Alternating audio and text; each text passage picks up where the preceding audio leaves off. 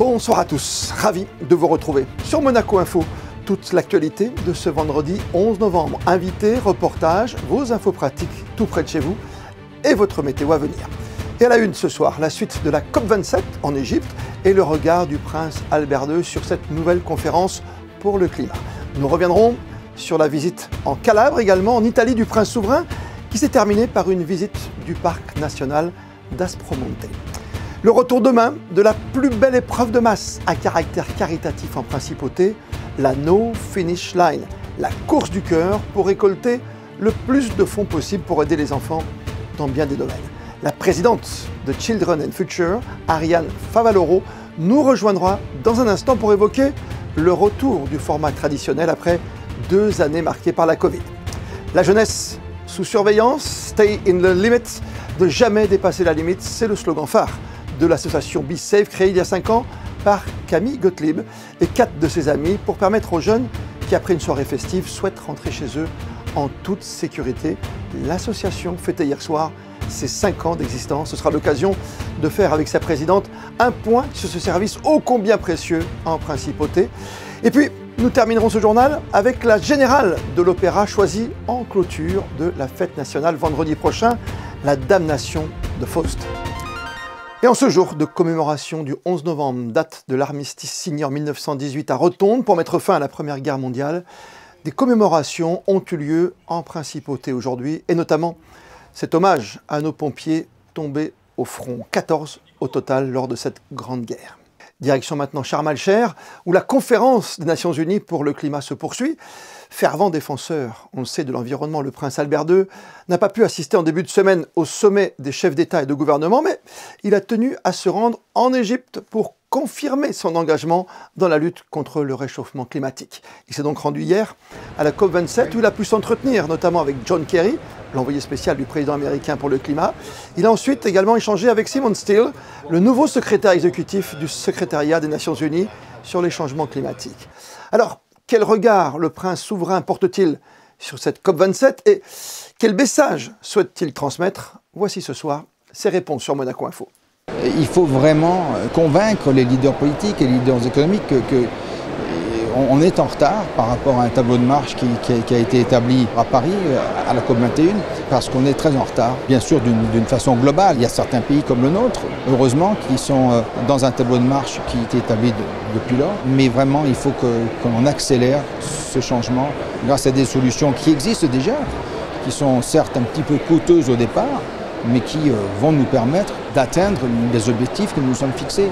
Parce que le coût de l'inaction va être beaucoup plus important que l'investissement dans des nouvelles solutions, dans des solutions alternatives pour un monde plus durable, plus économe en énergie et aussi pour nous sortir de ce cycle du carbone et des gaz à effet de serre qui, on le sait, sont la cause de ces changements climatiques.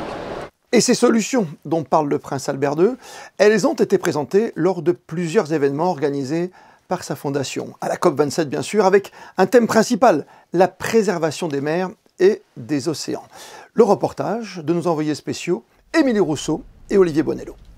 Il est temps d'agir, c'est une phrase que l'on a beaucoup entendue depuis le début de la conférence des Nations Unies sur le climat. Agir pour notre planète, contre le réchauffement climatique et pour mieux comprendre la situation et apporter des solutions concrètes, la Fondation Prince Albert II de Monaco a organisé un side event dans la zone bleue de la COP27 au pavillon Méditerranée. Chercheurs, scientifiques et personnalités engagées dans le domaine de l'environnement ont partagé leur expérience et leurs solutions pour réduire l'impact des variations climatiques sur la région méditerranéenne. C'est la première fois que la Méditerranée a droit à son propre pavillon et on connaît les enjeux méditerranéens de pollution, notamment plastique, les enjeux de développement d'aires marines protégées, des sujets sur lesquels la Fondation, le gouvernement princier, le Centre scientifique de Monaco, l'Institut océanographique, pour ne citer que, sont très actifs, donc c'était très important pour nous. Cet été, la Méditerranée a connu un épisode de canicule marine exceptionnel avec des anomalies de température de plus de 4,5 degrés à son maximum. Le GIEC avait prévu cette forte augmentation qui a des conséquences dramatiques sur la biodiversité marine. Le premier, c'est que l'augmentation graduelle de la température permet à des espèces tropicales qui viennent de la mer Rouge de s'installer en Méditerranée parce que finalement la température devient très agréable pour elles. Et donc on a beaucoup d'espèces invasives comme ça. Il y a 700 espèces de plantes et d'animaux qui ont été introduits en Méditerranée par le canal de Suez.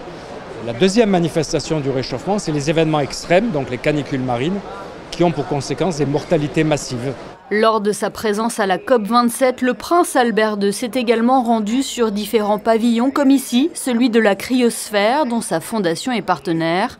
Un emplacement qui permet de donner une visibilité renforcée aux enjeux de conservation dans les pôles.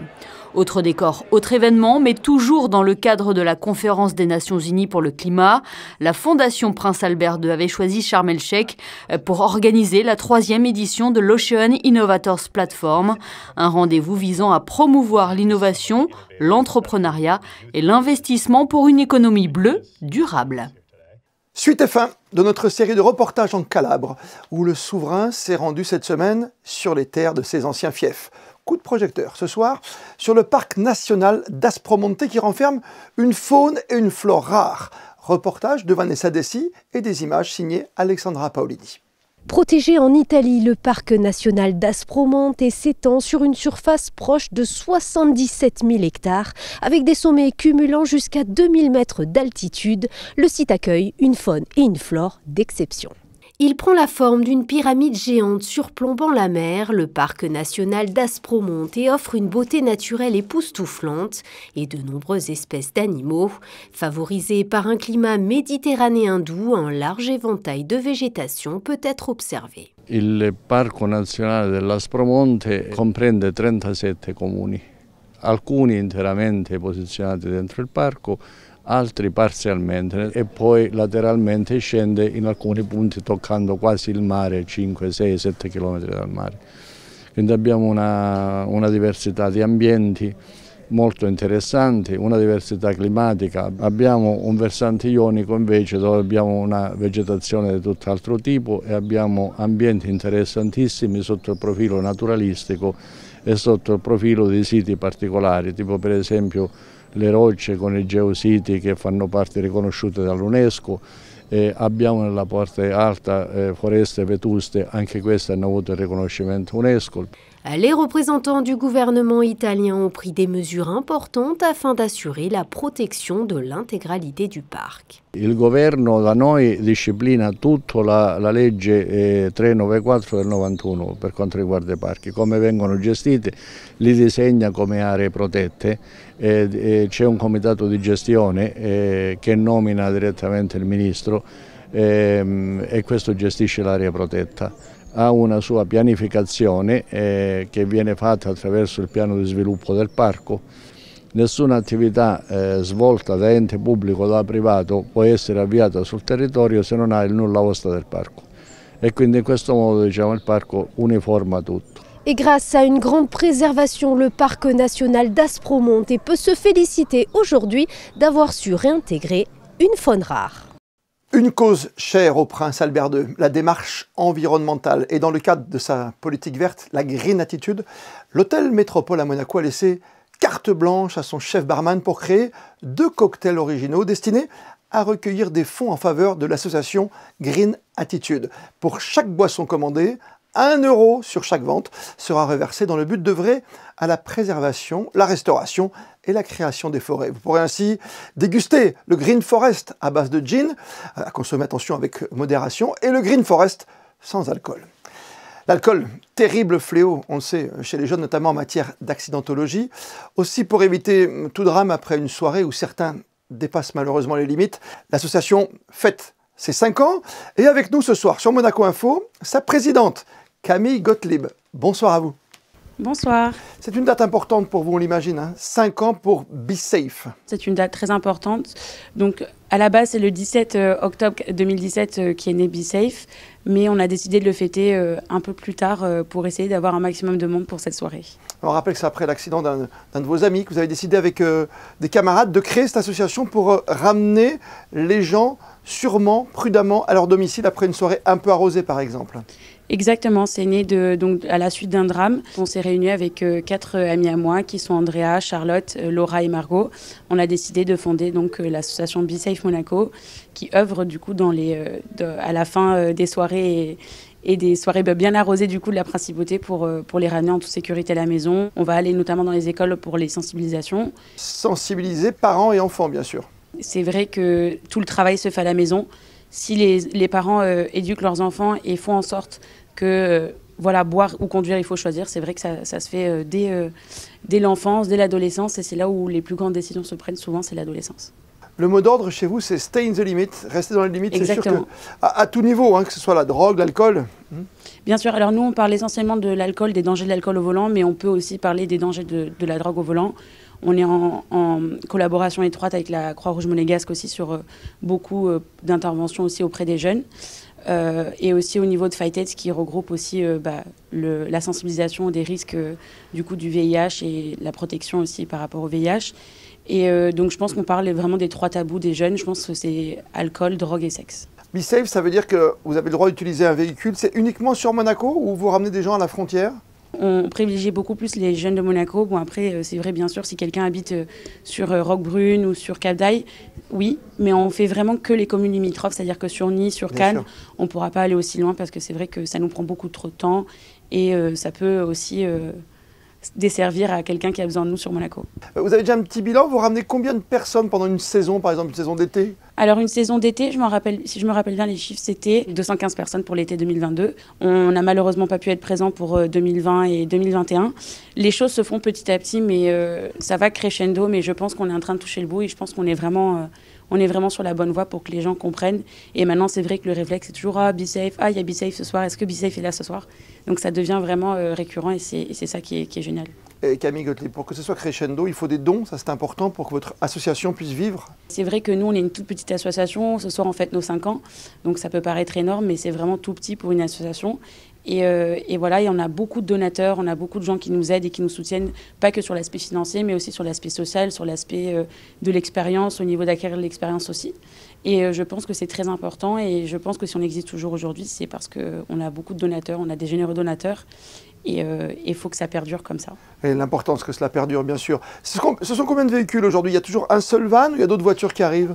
Alors non, alors nous, notre objectif, c'est d'avoir plusieurs vannes, bien évidemment. Oui, bien sûr. Mais pour l'instant, on n'a qu'un véhicule qui est d'ailleurs le don d'une de nos donatrices. Et c'est donc du coup une navette 100% électrique qui aussi donc touche aux valeurs de la principauté par rapport à l'écologie. Donc c'est vraiment génial. Est-ce qu'il y a un numéro, j'allais dire presque un numéro vert pour vous appeler, pour en pleine soirée à 2h du matin, vous dites « Ouh là là, je commence à être alcoolisé », vous prévenez le patron de la boîte de nuit? Alors quand on est disponible, c'est-à-dire sur le port ou sur d'autres établissements de nuit sur Monaco, par exemple, notamment cet été, alors soit on nous contacte sur nos téléphones personnels parce qu'on connaît les établissements de nuit, on connaît les patrons, soit si c'est vraiment des jeunes, ils nous écrivent notamment sur Instagram parce qu'on avait mis un numéro, on a toujours le numéro BeSafe qui est en marche, mais le problème c'est que vraiment les gens n'ont pas ce réflexe encore, je trouve, d'appeler avec le téléphone, mais c'est vrai qu'ils nous contactent beaucoup sur Instagram. Notamment cet été, on a vu vraiment que ça a changé les choses depuis le Covid. Beaucoup de gens nous disaient « Oui, est-ce que BeSafe peut venir me chercher ici parce que je ne me sens pas de prendre la voiture ?» Et ça se faisait via les réseaux sociaux le plus souvent. Voilà, mais c'est vrai que nous, notre créneau, c'est vraiment l'alcool au volant, les risques et les dangers de l'alcool au volant. Mais c'est vrai que ça touche tout le monde et les établissements de nuit. Les patrons des établissements de nuit sont vraiment beaucoup à l'écoute. C'est ce qu'on craignait au début, mais ils sont vraiment beaucoup à l'écoute et qui mettent tout en œuvre aussi pour que leurs jeunes qui sortent chez eux, rentrent en toute sécurité. Merci Camille Gottlieb et bon anniversaire. Merci à vous en tout cas. Merci à vous. Bon anniversaire encore. Merci beaucoup. Au revoir. Et hier soir avait lieu au Stelios Foundation Conference Hall une conférence sur la parentalité. Pourquoi et comment aider les parents, comment les soutenir en toutes circonstances? C'est Corinne Rurig, médecin de santé publique et thérapeute familiale, qui a animé ce rendez-vous initié par le Pen Club de Monaco. Les sports, on vous l'annonçait dès hier soir dans ce journal, Oren Nataf, l'un des deux sociétaires du Yacht Club de Monaco, a dû renoncer à son objectif atlantique sur la route du Rhum, grande voile déchirée. Il a donc été contraint à l'abandon. Oren Nataf est avec nous ce soir. Bonsoir. Bonsoir. Déjà rentré sur Paris après votre abandon sur la route du Rhum, c'est terrible de devoir abandonner dès le départ. Oui, c'était vraiment terrible. J'étais prêt, on était à 1 minute de larguer les équipiers et depuis la dernière empannage, la grand voile s'est déchirée en deux. Vous avez réussi à passer la ligne de départ tout de même? Non, on était à 10 minutes du départ. C'est terrible parce que c'est combien de temps de travail, j'allais dire une route du Rhum, comme j'avais parlé même de Vendée Globe, ce sont des mois et des mois de travail. Oui, c'est 2 ans de préparation, surtout que j'avais chaviré il y a 2 ans et demi. Mais bon, ça fait partie du chemin et peut-être que la route est plus longue que prévu. Déjà, j'ai eu la chance d'être au départ d'une course comme ça, vu mon niveau de voile au départ. Donc ça, c'est déjà une petite victoire. Et puis ça m'a donné, bon, le jour même, j'avais pas trop de morale, mais dès le lendemain, j'ai le projet de repartir dans 4 ans et voilà, ça fait partie du chemin et des fois, c'est plus long que prévu, quoi. Ça fait quoi? Ça fait une dizaine d'années que vous êtes sur un bateau? Oui, ça fait 10 ans que je navigue. J'ai commencé de zéro, vraiment. Départ volé égale pénalité, bien sûr. Hein. Ça, c'est le souci. Mais Voilà. on voit bien, c'est compliqué pour tout le monde, chez les grands comme Armel Lecléache et chez les petits avec les premiers abandons. Hein. C'est une course très dure pour le solitaire, ça demande beaucoup, beaucoup, beaucoup de préparation. Et malheureusement, la seule chose prévisible en voile, c'est qu'on peut rien prévoir. Et donc, ça vient pas de mon fait. La voile avait 3 ans. Votre prochain objectif, c'est quoi? C'est de reprendre la mer dans 4 ans dans cette course-là ou d'en faire d'autres? Peut-être pas un Vendée Globe, c'est trop long. Voilà, je vais faire une transat au mois de décembre pour m'entraîner et puis pour histoire de dire, comme j'ai pas envie de partir, je pars quand même. Et puis je vais naviguer et puis je vais préparer le bateau pour dans 4 ans. Ouais, il peut se passer plein de choses en 4 ans, mais en tout cas, j'ai toujours envie de partir et je suis triste de ne pas être en mer avec les autres. Mais bon, c'est comme ça. On va le suivre après sa mésaventure à l'arrivée du Vendée Globe. Hein. Pour quelques heures, peut-être cette première place, bien sûr, on s'en souvient tous.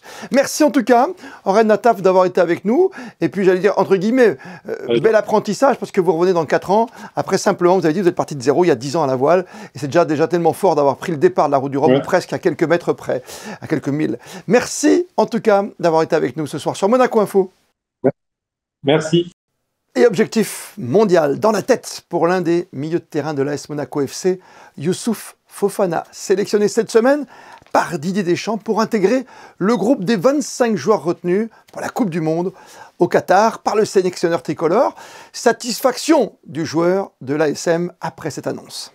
J'étais à la maison, comme tous les Français je pense. J'étais devant ma télé. Et voilà, gros sentiment de joie, de fierté. Et ouais, très content de moi, du chemin que j'ai parcouru. Et c'est le début de quelque chose et j'en suis très fier.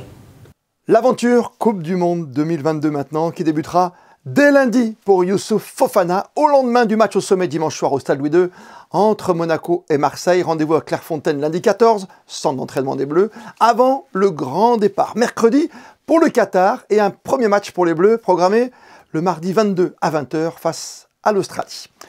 Le retour de la No Finish Line, c'est ce samedi 14h, une course pédestre qui nous concerne tous et quelle que soit l'allure choisie. L'essentiel étant de participer à cette vraie course du cœur. Aussi, sans plus tarder, direction le chapiteau de Fontvieille où nous attend la présidente de Children and Future, Ariane Favaloro. Bonsoir à vous. Bonsoir Christophe. Vous êtes la présidente, on le rappelle, de Children and Future. On va s'adresser aux jeunes, aux enfants, avec la plus belle, la plus grande épreuve de masse en principauté, à but caritatif, on est bien d'accord? Tout à fait. C'est la No Finish Line qui repart avec tout le monde. On dit souvent présentiel, j'aime pas ce terme, mais on va pouvoir courir, marcher comme avant, cette fois pour cette édition. C'est vraiment le plus bel aboutissement pour nous de pouvoir revenir comme on était auparavant et de rencontrer les gens, les sponsors, les coureurs, les marcheurs, enfin de faire la fête. C'est vraiment super. C'est un magnifique cadeau. Ça débute demain et c'est pour 10 jours, 14 heures avec, j'imagine, Monseigneur présent et un parrain qui récidive. Un parrain qui récidive, Yacouba Ouattara, qui est fidèle. C'est quelqu'un que nous aimons beaucoup. parce qu'il est vraiment présent et c'est super. Et j'espère que maintenant nous allons pouvoir l'amener sur des projets, maintenant que nous pouvons de nouveau reprendre une vie un peu normale, donc l'amener voir tout ce que nous avons fait. C'est une belle action bien sûr, et vous l'avez dit, il se passe quelque chose, il y a une ferveur pour l'avoir pratiqué il y a quelques années encore. C'est un moment unique dans la vie des Monégasques. Oui, tout à fait. C'est un moment que les Monégasques et les résidents attendent impatiemment, surtout que depuis 3 ans, nous n'avons pas pu la faire sur le format original. Mais c'est vrai que nous avons déjà pratiquement 8000 préinscrits. 320 entreprises, oui. Donc on est content parce qu'on a senti vraiment que l'engouement pour le retour en présentiel sur le circuit était vraiment présent. Ah, ce qui est formidable, c'est qu'on connaît presque le parcours. Là, vous êtes sous le chapiteau, on va le contourner. Tout à fait. C'est un peu plus d'1 kilomètre par tour, donc le but c'est de faire ce qu'on a envie, en marchant, en courant avec son chien, ses enfants. Son chien, ses enfants, sa poussette, voilà, c'est de marcher le plus de temps possible. Nous nous engageons à reverser 1 € du kilomètre pour des projets liés aux enfants. C'est le plus important, 1 € du kilomètre, avec des dons bien sûr de grandes entreprises. Et nous les participants aussi, on rappelle comment ça se passe ? Alors vous achetez une puce au bureau des inscriptions qui sera ouvert de 8 h à 22 h tous les jours. Elle est valable la durée de la course et puis vous la mettez autour du cou et puis ça comptabilise vos tours. Vous envisagez quoi, à peu près combien de kilomètres cette année par exemple ? C'est vrai qu'on s'est fixé un objectif peut-être un peu ambitieux, 400 000 km, 400 000 € reversés à des projets humanitaires pour des enfants en difficulté ou malades. Donc on a des projets avec le Centre Cardio, le Monaco Collectif Humanitaire, avec des associations régionales. Après, on a l'international aussi, donc c'est varié. Bon, c'est vrai que ces dernières années, on s'est plus recentré sur du régional compte tenu des restrictions qu'il y avait. Mais nous, on agit au Mali, on agit Burkina Faso, on agit un peu partout, quoi. À Nice, dans le Var, on a aidé pour les tempêtes Alex, les régions, les 2 vallées sinistrées. Donc voilà, on s'adapte un peu là où il y a les demandes. Mais on n'oublie personne, bien sûr. Et moi, j'aimerais pas qu'on oublie ce soir ensemble, et vous allez le faire, c'est la présence des bénévoles. Ah, effectivement. Donc un grand chapeau aux bénévoles parce que ça fait vraiment 3 ans qu'ils s'adaptent à toutes circonstances parce qu'on a dû revoir le format depuis 3 ans. Ils sont fidèles, ça fait depuis lundi qu'ils sont sur le montage. Ils sont là aujourd'hui pour organiser le circuit, ils vont être là pendant 8 jours. Donc sans eux, rien ne serait possible et vraiment un coup de chapeau à tous les petits hommes et femmes en orange que vous allez voir pendant 8 jours. Et voilà, il faut vraiment les féliciter parce que sans eux, nous ne sommes rien. Et on rappelle, on met une petite puce pour l'avoir fait, c'est très simple. Hein. On laisse une petite caution, c'est quoi? C'est 13 € déjà l'inscription. Alors 13 € l'inscription et 10 € la caution que vous pouvez récupérer à la fin en ramenant votre puce ou vous pouvez la laisser en don. No Finish Line, c'est une grosse chaîne humanitaire. C'est un partage avec tout le monde, les bénévoles, les coureurs, les marcheurs, les sponsors. C'est tout ce qui nous avait manqué en fait. Alors faites-le en plein soleil peut-être parce que ce premier week-end c'est sûr, une garantie soleil. Et puis même tester la nuit parce que venir courir la nuit, c'est magnifique. Après un petit dîner, un petit anniversaire, c'est très sympa. Hein. La digue est magnifique la nuit en plus, donc c'est vraiment magnifique. Voilà, faites-le parce qu'en plus il y a des gens qui viennent en groupe, il y a des petites troupes, il y a même des gens, je me souviens bien, il y avait une équipe je sais pas, de 6-8 coureurs qui venaient faire quasiment la totalité, qui dormaient sur place. Ah, alors nous avons le retour des 8 jours, effectivement, 36 coureurs. 36 coureurs qui vont être là du début à la fin, qui vont dormir sur place. Mais ça, c'est super parce que ça fait 3 ans qu'on ne les a pas vus. Et on a beaucoup d'anciens qui sont là. Donc, c'est un grand bonheur pour nous aussi de les retrouver.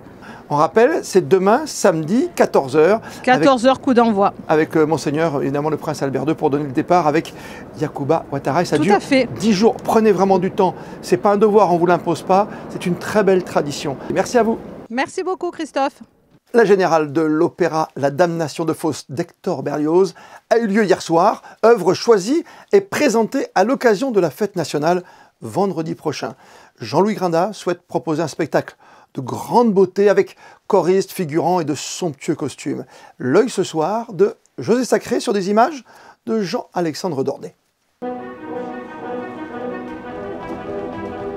Dernière mise en scène de Jean-Louis Grinda en sa qualité de directeur de l'Opéra de Monte-Carlo, La Damnation de Faust de Berlioz, direction musicale de Kazuki Yamada, sera à l'affiche du Grimaldi Forum les 13, 16 et 19 novembre. Quand j'ai décidé de faire La Damnation de Faust, je ne savais pas encore que ça serait le juste moment pour faire la charnière avec Cecilia Bartoli.